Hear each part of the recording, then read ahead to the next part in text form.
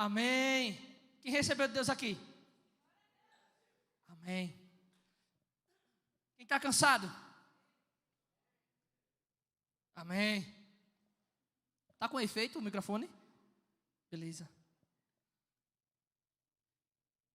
A adoração não parou porque a palavra de Deus ela é uma forma de adoração. O culto em si, ele é uma adoração a Deus. Em tudo que fazemos, glória a Deus. Em tudo que dizemos, glória a Deus.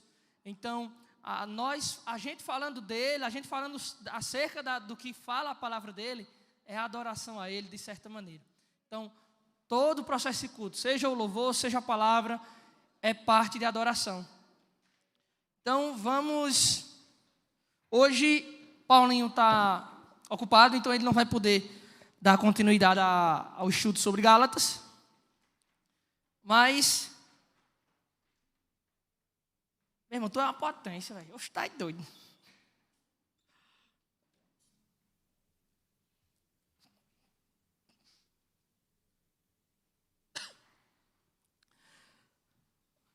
Tá pronto? Estrala os dedos aí, vá. Isso aí. Bota aí 1 Coríntios 15, 57. Vocês estão bem? Todo mundo está descansado aqui? Já gastou suas energias adorando, não foi? Mas recupera agora, porque agora Deus vai falar com você. E essa foi uma mensagem, uma palavra que Deus falou ao meu coração e falou muito comigo.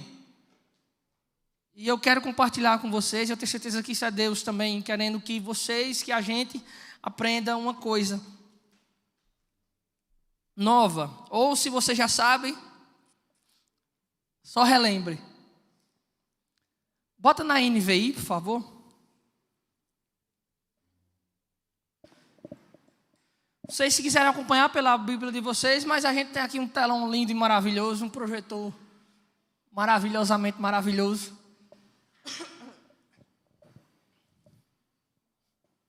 Hoje serei breve. Batista, agora eu estou sabendo que você gosta de ouvir a palavra, né? Se entregou, né? Se entregou, né? Serei bastante breve. Conseguiu? Cadê Maian? Ô Maian, deixa eu desmantelar a parada, velho, do computador da igreja.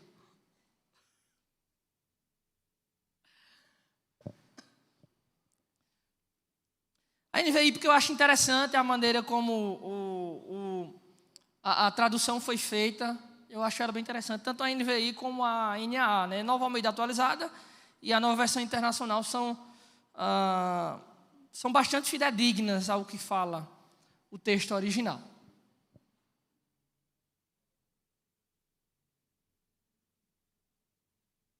Ao tempo de vocês, então... Aí o errado sou eu, né? Quem avisei agora. Consegue não dar NVI, não? E é dessa corrida fiel. Mas eu quero na NVI, eu.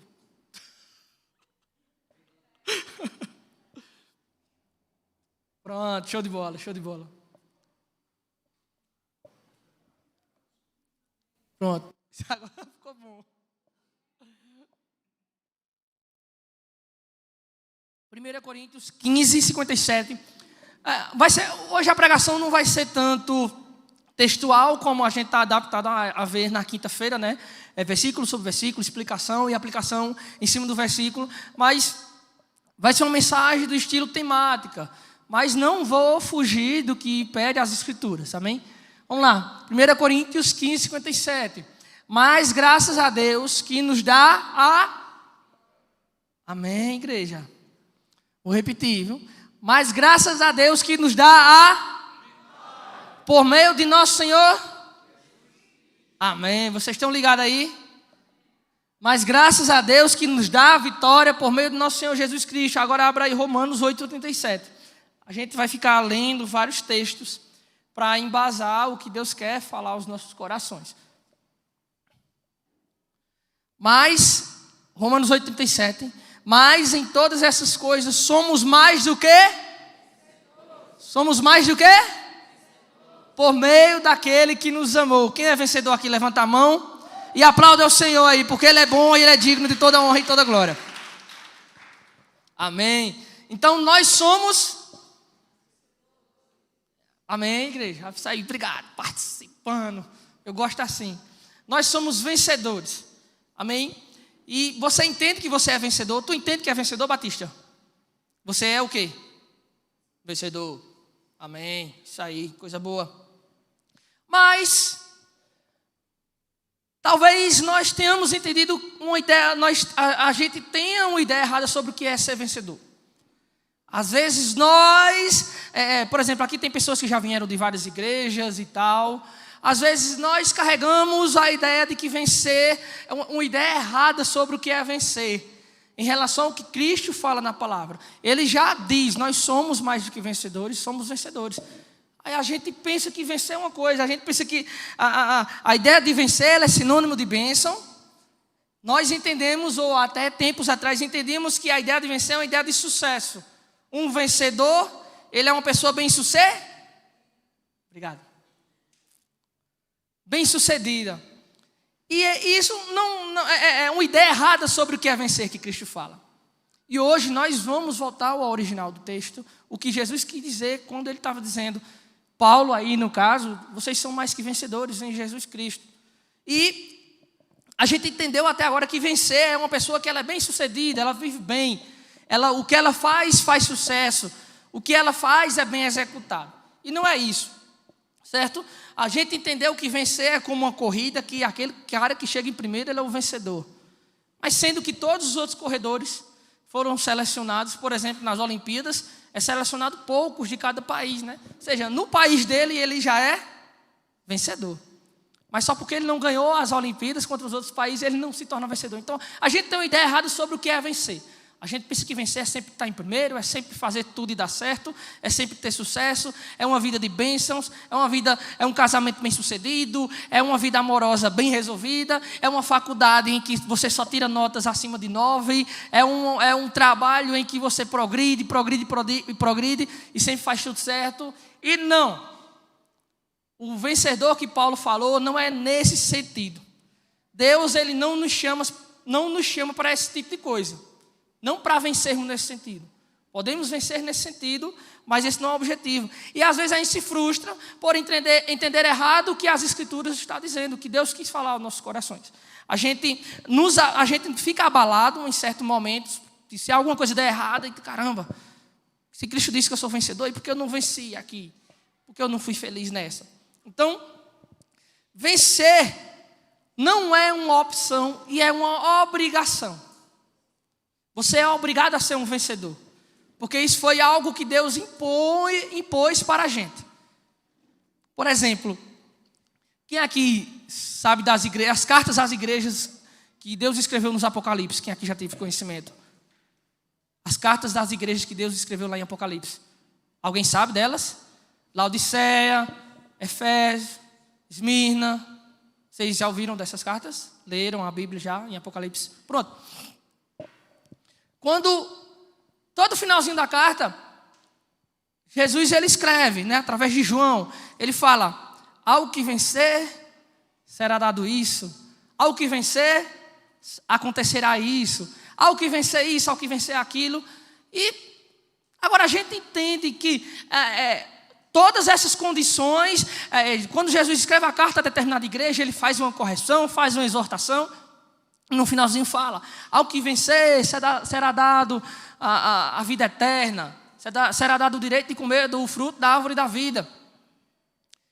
E a bênção está condicionada a quem vencer. Ou seja, Deus nos chamou para sermos vencedores.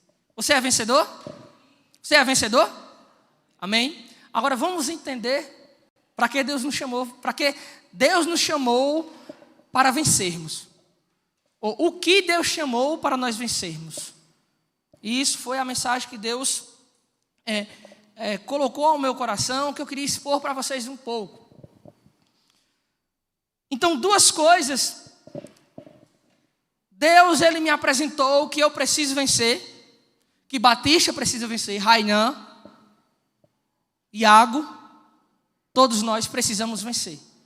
para herdar todas essas coisas que Ele já nos prometeu. Então, ao que vencer, ou seja, nós, se somos de fato vencedores ou mais do que vencedores por meio daquele que nos amou, devemos vencer algumas coisas. Então, a primeira coisa que Deus me chama para vencer é o mundo, esta era. Amém? Abra o texto aí, 1 João, capítulo 5, verso 4.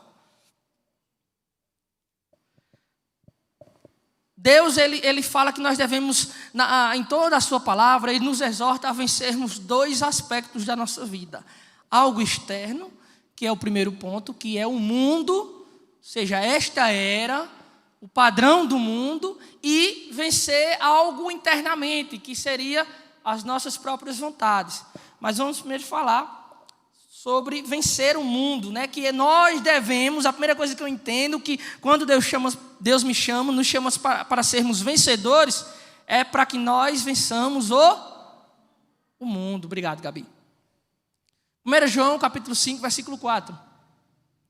O que é nascido de Deus, vence e esta é a vitória que vence o mundo, a nossa fé. Próximo versículo. Quem é que vence o mundo? Somente aquele que crê que Jesus é o Filho de Deus. Então, uma parte da ideia de vencer o mundo, de sermos vencedores, já foi desconstruída. 1 João capítulo 5, versos 4 e 5, fala claramente aqui, João está nos exortando, vocês devem vencer o mundo. Se vocês são filhos de Deus, vocês devem vencer o mundo, certo? E devemos entender o que João fala sobre o mundo. Porque a gente pensa, eita, mundo físico, aqui, né? Então a gente deve vencer esse mundo. Então vamos nos armar, matar todo mundo, guerrear e a gente vence o Palmeiras. Né? Então, quando João fala aqui o mundo, não são coisas e nem pessoas. Quando fala mundo aqui, vencer o mundo não é lutar contra homens, não é ter guerras contra todos, certo? A gente já teve um tempo aí, por exemplo, a gente vê aqueles muçulmanos extremistas, né? Que a gente vê lá para a Ásia, lá, o mundo árabe. Alguns muçulmanos extremistas, eles acreditam que vencer o mundo é destruir os infiéis, né? Quem não for fiel ao que fala, né, o Alcorão, deve ser destruído. A nossa igreja, a igreja católica, de onde a gente veio, já passou por um período escuro também. Na igreja católica, há um tempo atrás, eles faziam cruzadas, impondo o evangelho à força, e quem não aceitasse era morto, era destruído. Então, a ideia de que vencer o mundo, quando Jesus nos exorta, João diz, a gente tem que vencer o mundo, quem tem Jesus deve vencer o mundo, eles entenderam errado. Eles pensaram, não, então se nós devemos vencer o mundo, vamos destruir todo mundo que é contra a nossa ideia. E de fato isso não é o que Deus passou para a gente, não é o que Jesus nos ensina. O que seria o mundo, Ábio, aqui? O mundo é basicamente a soma de todos os poderes limitados e transitórios opostos a Deus, que dificultam a nossa obediência. Traduza. São pressões morais, são pressões intelectuais e às vezes físicas.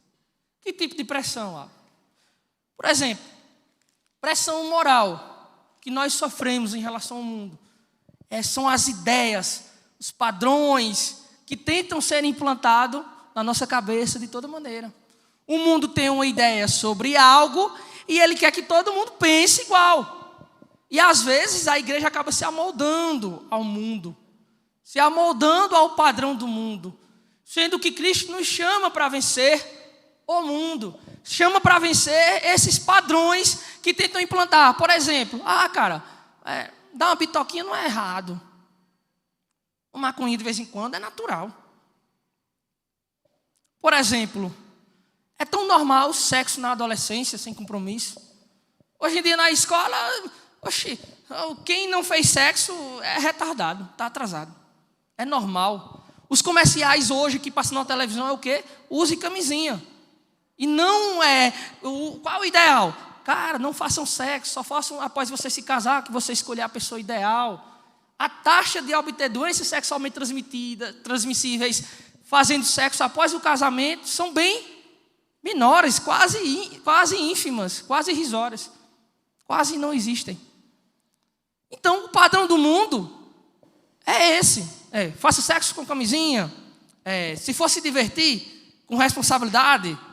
Se for beber, não dirija. Está entendendo? Não é nunca, não faça isso, mas é sempre, caso vá fazer, faça assim. Então esse é o padrão do mundo. É o padrão moral do mundo.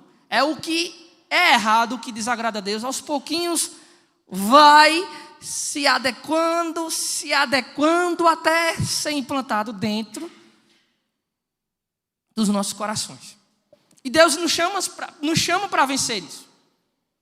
Para vencer as pressões, os padrões, as pressões morais, as perspectivas do mundo. O que o mundo pensa ao nosso respeito, ele quer implantar isso na gente. Mas só que nós somos diferentes. Somos filhos de Deus. Devemos lutar e vencer isso, porque Deus nos chamou e disse: olha, vocês são mais que vencedores. Vocês são vencedores. Eu venci o mundo, vocês também podem vencer. Quando Jesus falou isso, que eu venci o mundo, né, ele está dizendo: olha, eu venci o padrão do mundo. Eu venci os ideais do mundo.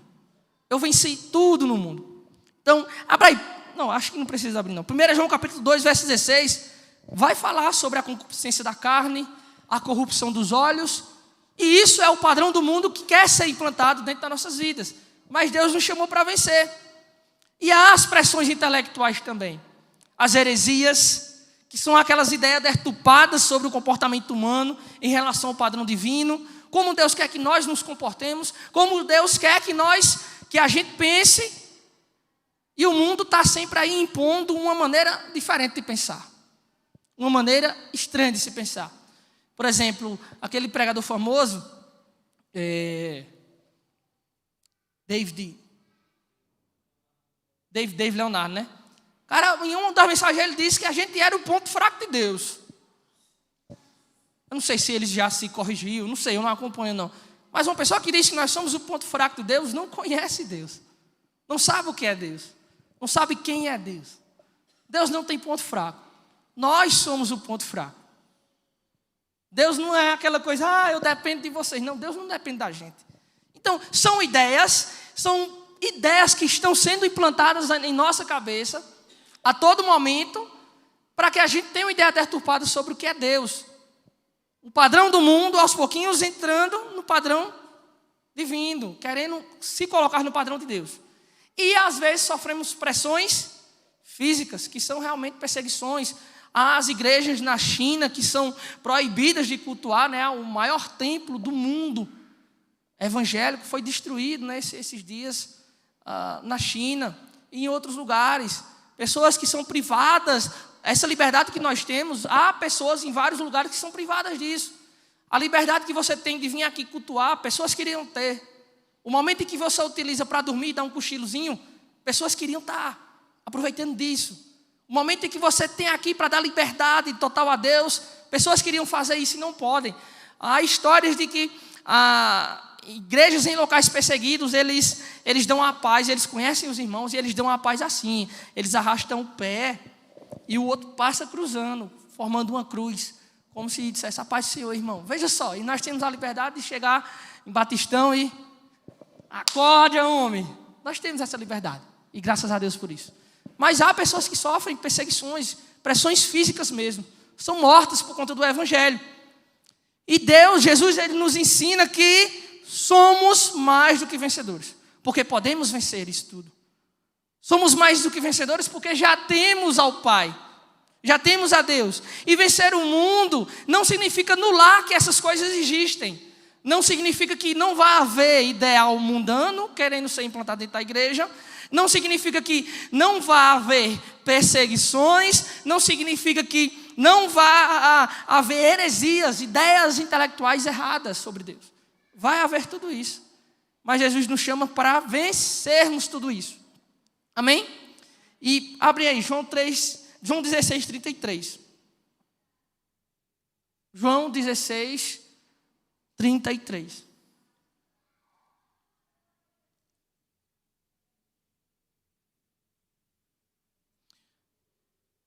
Eu disse essas coisas para que em mim vocês tenham paz.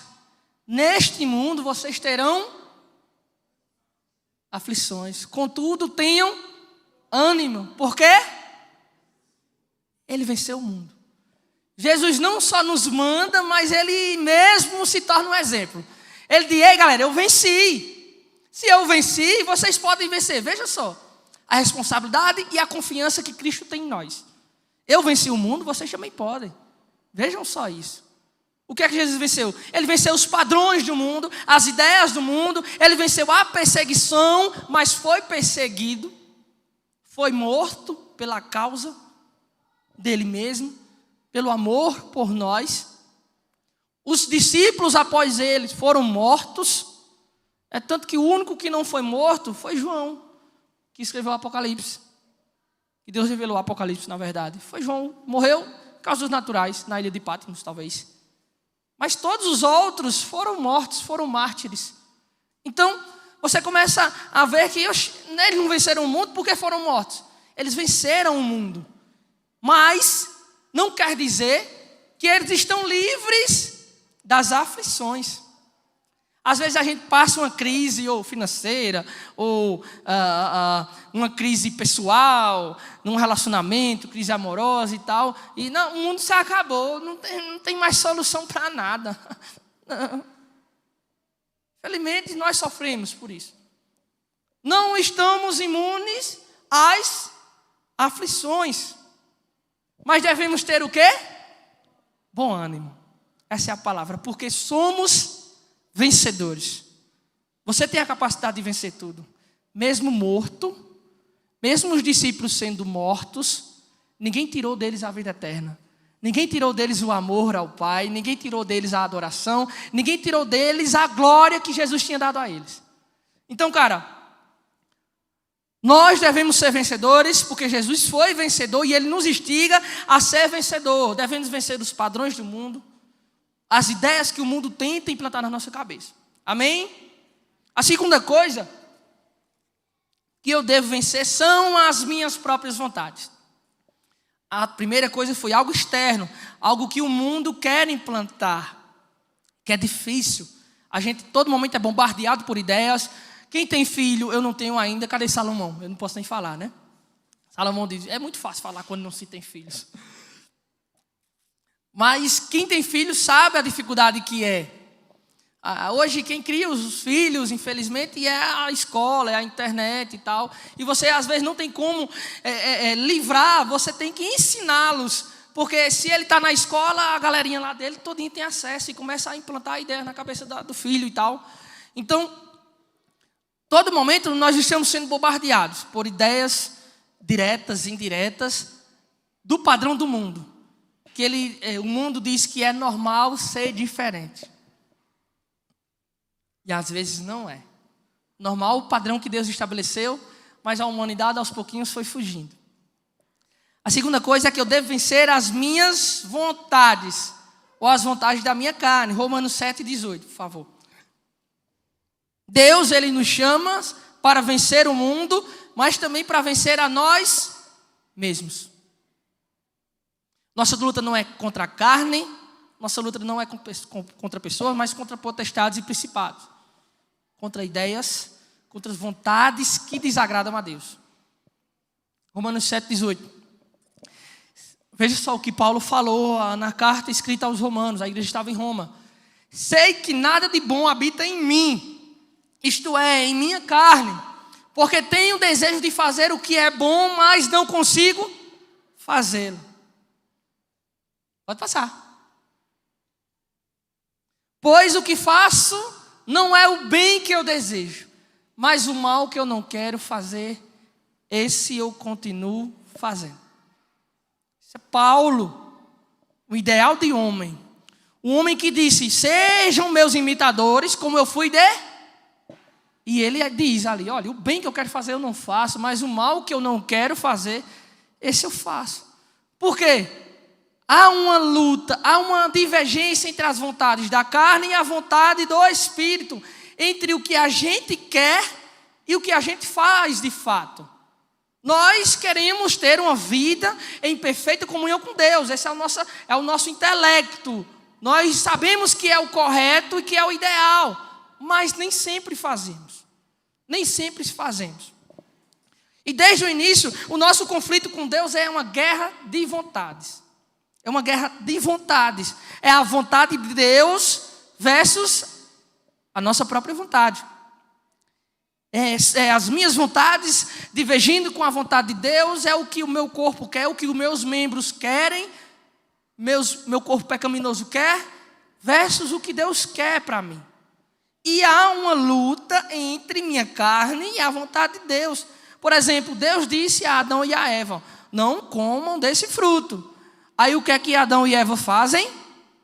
Comem do fruto. Deus impõe uma vontade, a vontade de Deus, mas só que a vontade deles era o quê? Provar da bendita fruta. E gerou desobediência. Porque ele fala mais alto a vontade, ele deu mais ouvido à vontade da própria carne do que à vontade de Deus. Por exemplo, lá em Gênesis 4:7, ele fala para Caim: o seu desejo será contra ti, mas a ti cumpre dominá-lo. O seu desejo vai ser contra você, vai ser para ser contra você, mas a sua obrigação é dominá-lo. Vocês estão acordados? Amém? Estou já acabando, gente. Se eu ver gente dormindo, eu vou demorar mais.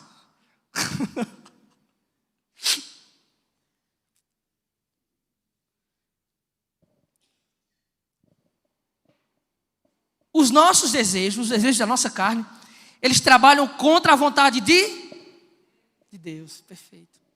Perfeito. Por isso eles são contra nós. Se nossa essência, nossa origem é divina, e a nossa carne, ela tem desejos que desagradam a Deus, os próprios desejos são contra nós mesmos. Então, cara, abra aí, Hebreus capítulo 10, versículo 1. Deus falou para Caim, alertou: cara, o teu desejo vai ser contra você, mas a ti cumpre dominá-lo. Paulo falou: o bem que eu quero fazer, eu não faço, mas o mal que eu não quero fazer, isso eu faço. Mas Deus deu domínio próprio.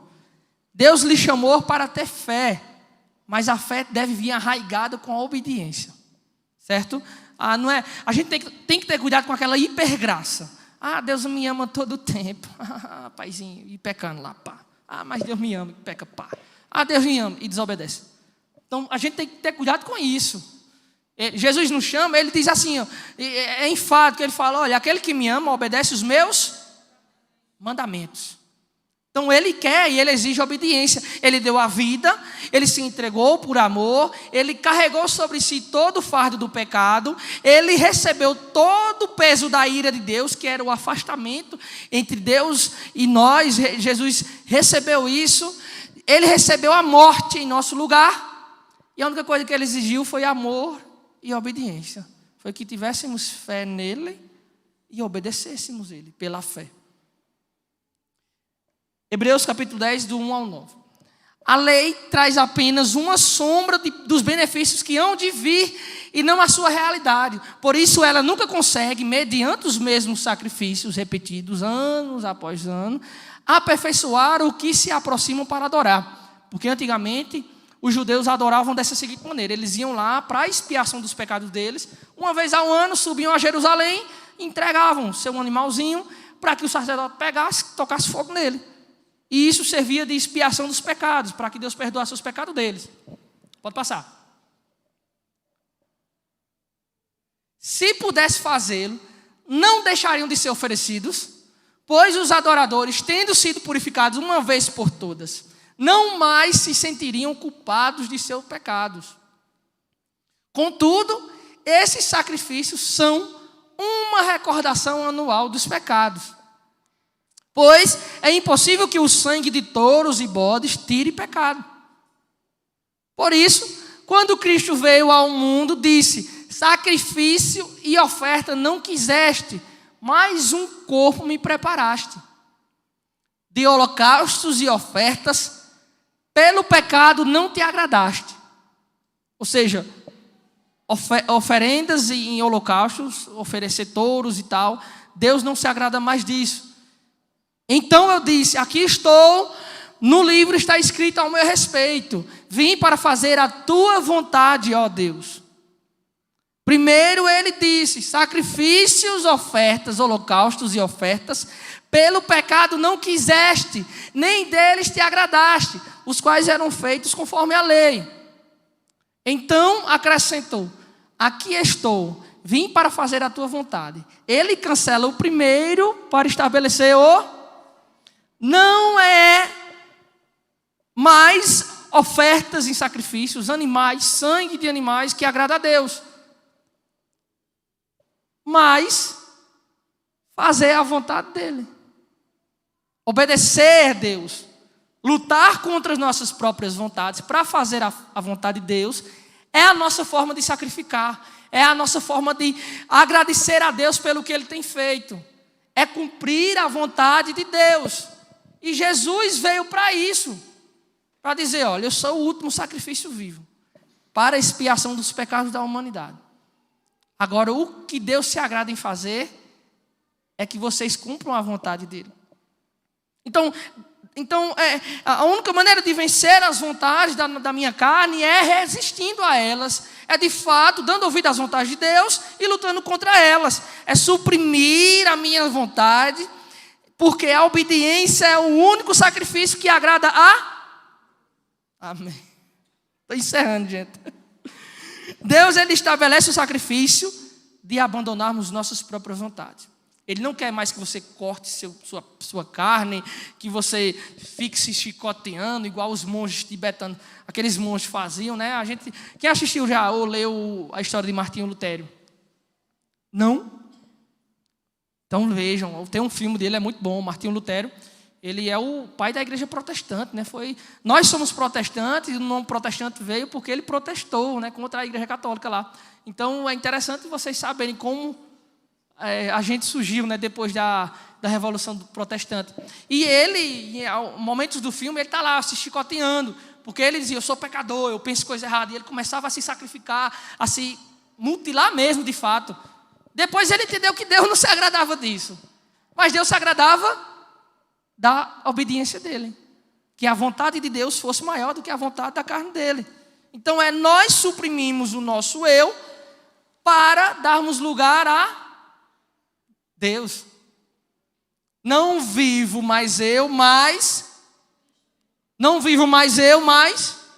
Então, se Cristo vive em mim, as vontades de Cristo e não as... Vocês entendem agora? Deus, Ele nos chama para vencer o padrão do mundo, as coisas externas que tentam abalar a nossa ideia do que de fato Deus quer para nós, e nos chama para vencer nós mesmos, as nossas próprias vontades. Porque o bem que eu quero fazer eu não faço, mas o mal que eu não quero, esse sim eu faço. Nós somos maus. Os nossos membros, a nossa mão, ela tende a tocar onde não deve.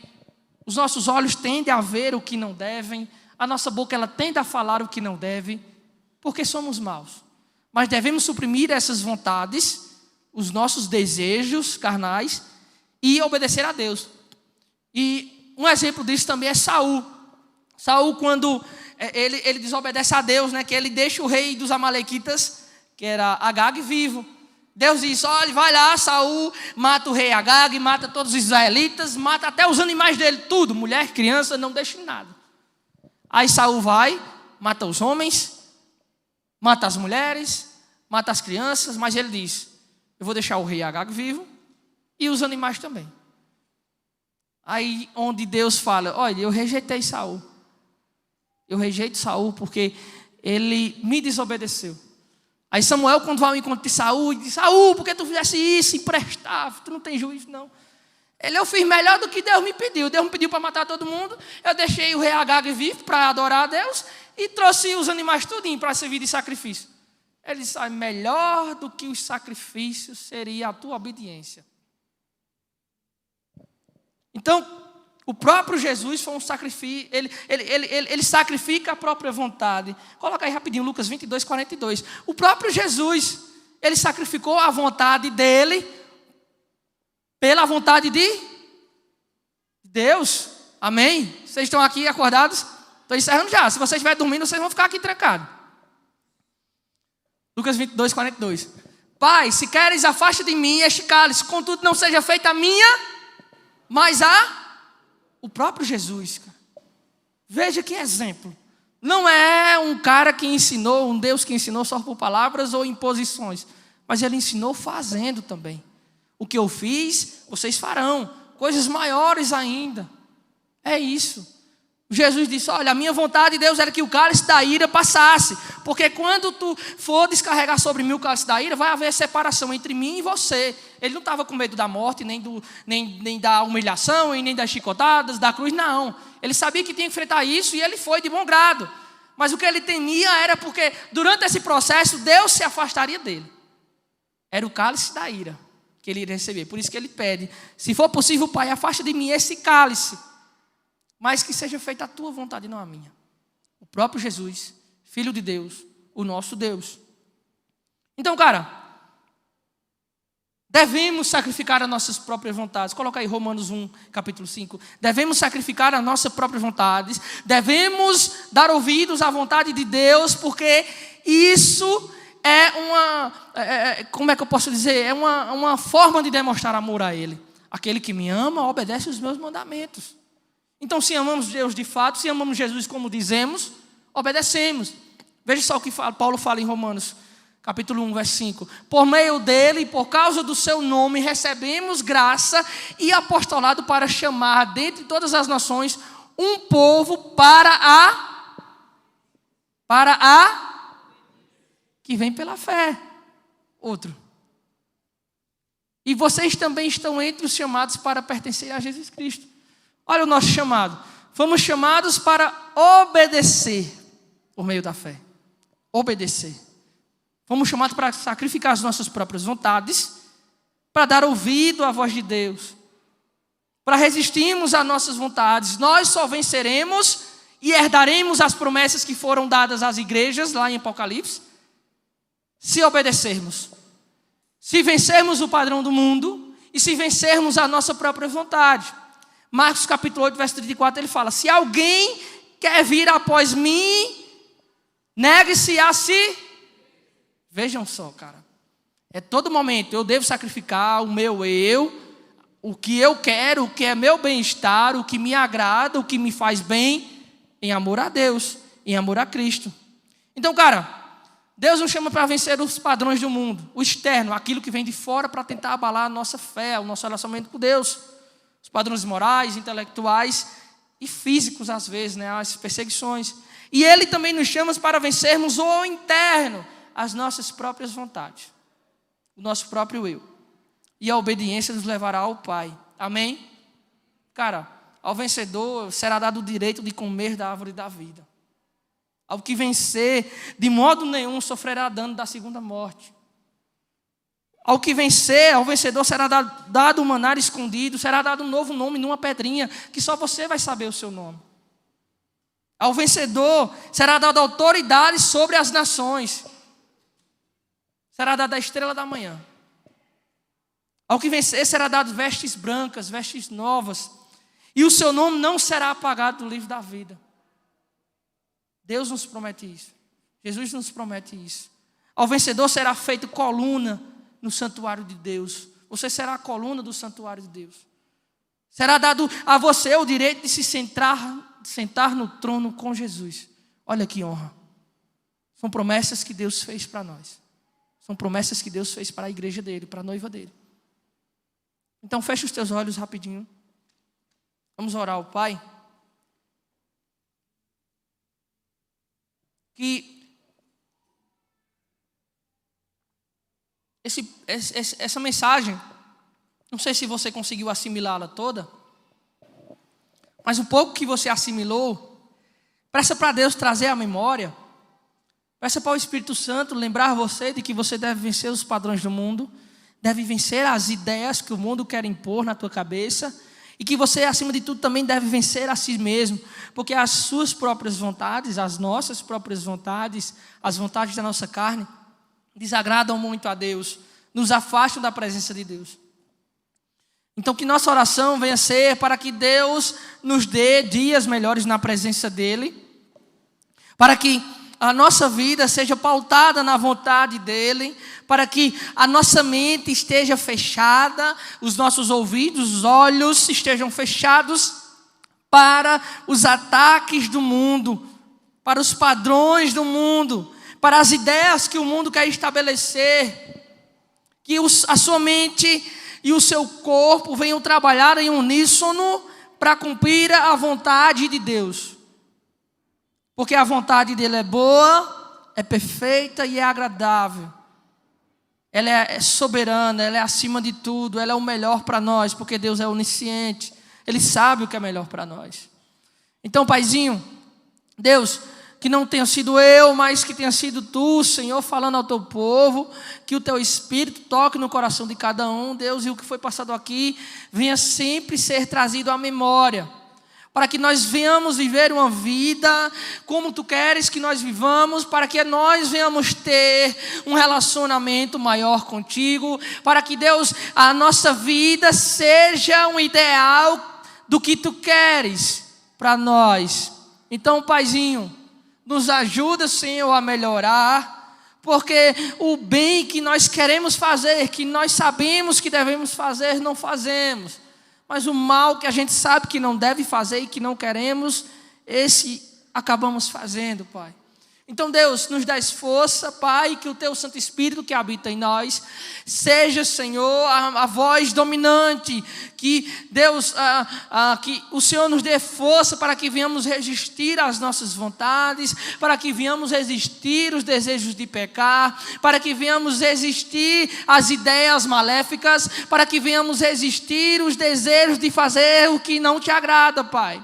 Mas, Senhor, que nós venhamos fazer cumprir a Tua vontade em nossas vidas, que venhamos fazer o que Tu queres que façamos, porque sabemos, Deus, que o nosso amor por Ti, ele é demonstrado através da obediência a Ti, Pai. Então, Deus, continua falando aos nossos corações, pois queremos ser mais semelhantes a Ti, queremos ser santos como Tu és e como Tu queres que sejamos, Pai.